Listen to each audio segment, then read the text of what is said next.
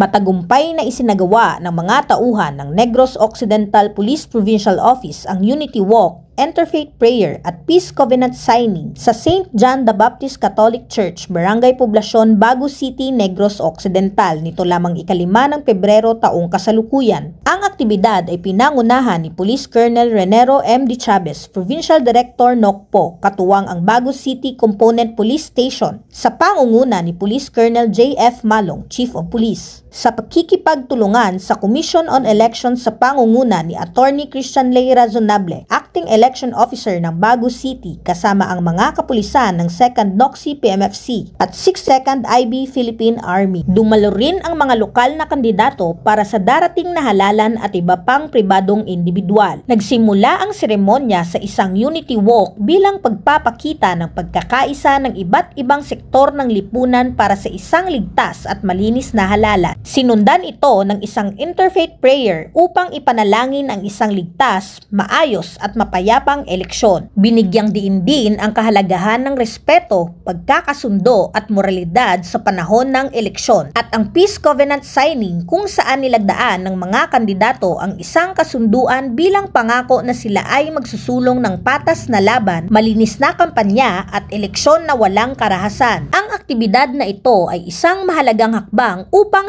siguruhin na ang bawat kandidato ay sumusunod sa mga alituntunin ng demokratikong proseso. Ang tagumpay ng isang mapayapang halalan ay hindi lamang nakaatang sa PNP at iba pang ahensya ng gobyerno. Ito ay isang kolektibong responsibilidad ng bawat Pilipino. Hinihikayat ng kapulisan ang lahat na makiisa sa pagsusulong ng isang halalan na may dangal, katapatan at walang bahid ng takot o dahas. Sa pagtutulungan ng PNP at sari-saring sektor ng pamahalaan, mga kandidato at mamamayan, makakamit natin ang isang eleksyong tunay na nagpapakita ng diwa ng demokrasya. Mula dito sa Police Regional Office 6, ako ang inyong Police News Network Correspondent, Patrolwoman Andrea Dominic Di Palobos, alagad ng batas, tagataguyod ng Balitang Pulis.